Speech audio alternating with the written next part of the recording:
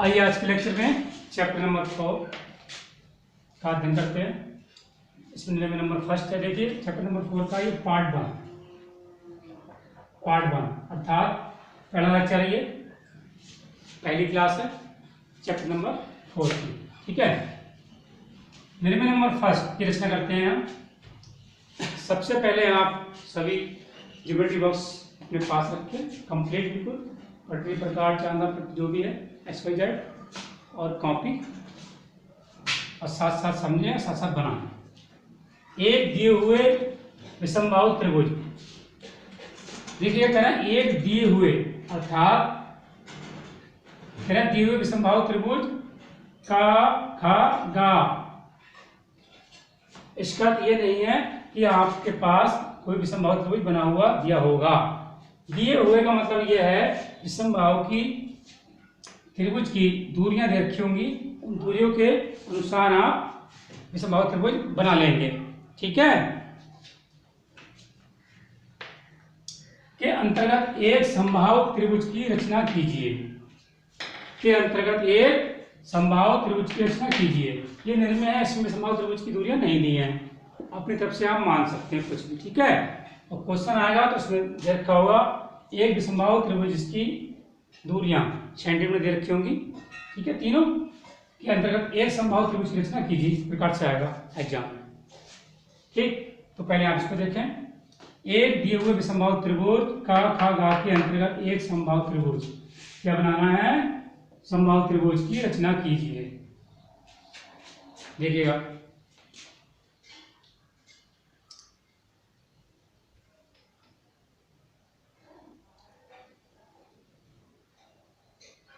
मान लिया ये हमारा एक विषमबाहु त्रिभुज है।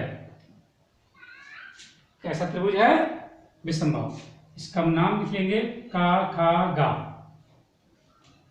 तो का खा गा, ये दूरियां अलग होंगी। मान लो ये 3 है, तो ये 4 है, ये 5 है, ऐसे या 6 मान लो, कुछ भी मान सकते हैं आप। ठीक है, मानकर विषमबाहु त्रिभुज बना लें आप।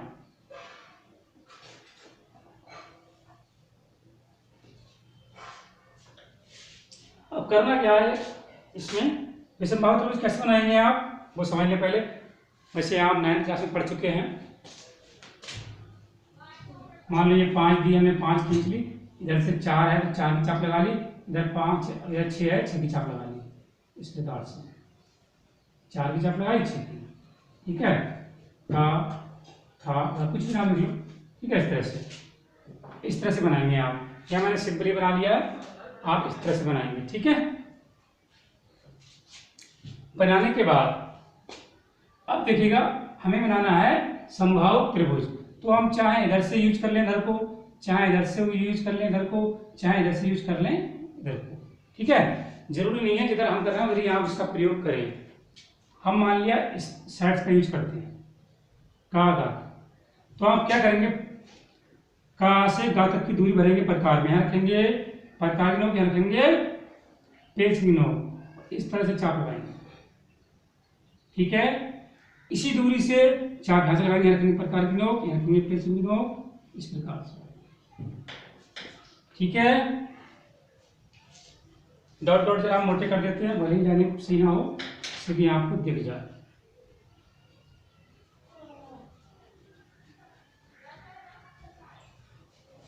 ध्यान से बनाएं, बहुत ही इम्पोर्टेंट है आपके लिए क्वेश्चन, बहुत ही इजी है।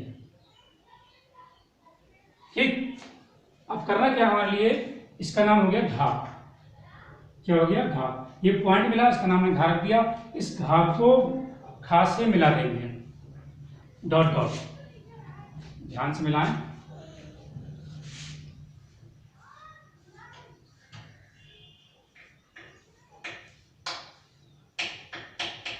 देखिएगा, आप मिलाएंगे स्केल की सतह से, हमारे पास स्केल का यूज नहीं है। ठीक है, थोड़ा तिरछा हो जाए उसके लिए आप यह समझें, ये गलत है। आप पूरी सीधी कर देखिए स्केल की सहायता से। ठीक है, अब क्या करना है देखिएगा, हमें पॉइंट मिला ये पॉइंट मिला, इसका नाम जो का खा गा घा, इसका नाम कुछ भी रख दो, या रख दो या, ठीक है, या रख दिया। अब देखिएगा का और घा को मिला देंगे, का घा को मिला देंगे,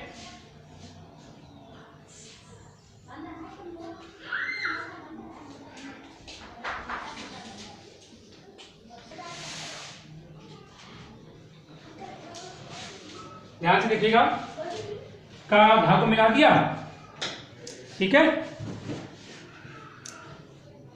अब आप देखिएगा घा को मिलाएंगे इस प्रकार से,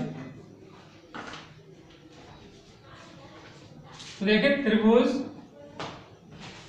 का गा घा समबाहु त्रिभुज है।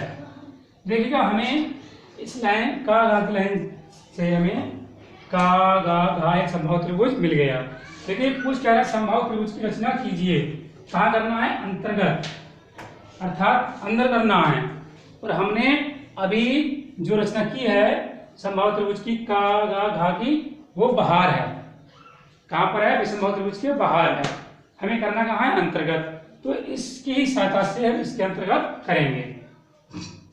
कैसे करेंगे? देखिएगा, आप का घा इस प्रकार से सेट स्क्वायर का यूज करेंगे। का घा के समांतर इस पॉइंट पर एक रेखा खींचेंगे, ठीक है। कैसे खींचते हैं आपको बताइए। देखो 9th में बताया था, पहले बता सकते हैं, पहले चैप्टर दूसरे चैप्टर में। ये एक रेखा है, ये मान लो ये कोई पॉइंट है, इसके समांतर इस पॉइंट पर हमें रेखा खींचनी है। कैसे खींचेंगे? इस प्रकार से खींचेंगे हम।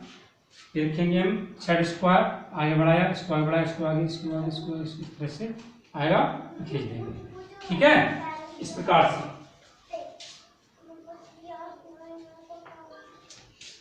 तो इसी यहाँ रखेंगे इस प्रकार से, ठीक है, लंबा कर ऐसे रखेंगे, ऐसे बढ़ा के आएंगे, फिर इस तरह से खींच देंगे। ऐसे ही इसके समांतर खींचेंगे इस प्रकार से, ये ऐसे आएगा।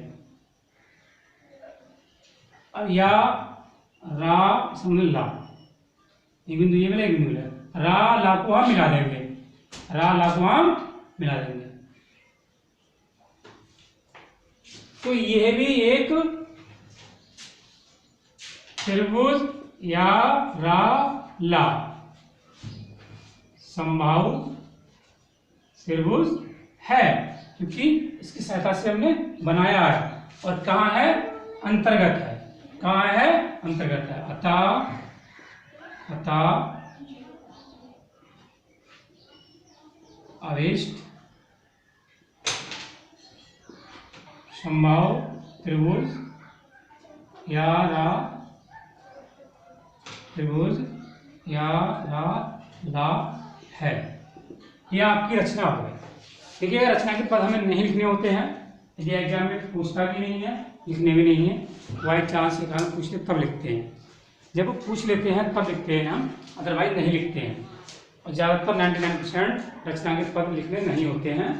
1% होते भी हैं, तो आप कैसे लिखेंगे? देखिएगा, सर्वप्रथम हमने का गा 5 सेंटीमीटर खींची, इस प्रकार से लिखेंगे स्टेप बाई। फिर का से 4 सेंटीमीटर का चाप लगाया, गा से 6 सेंटीमीटर चाप लगाया। इस प्रकार हमको का खा गा समबाहु त्रिभुज प्राप्त हुआ। फिर का गा की दूरी बढ़कर का से चाप लगाया, उसी दूरी से गा से चाप लगाया, एक बिंदु हमें घा मिला, घा को का से मिलाया और गा से मिलाया। इस प्रकार हमको का घा गा अभिष्ट समबाहु त्रिभुज प्राप्त हुआ। फिर क्या करेंगे? हमें घा को खा से मिलाया, इस प्रकार हमको यह बिंदु मिला।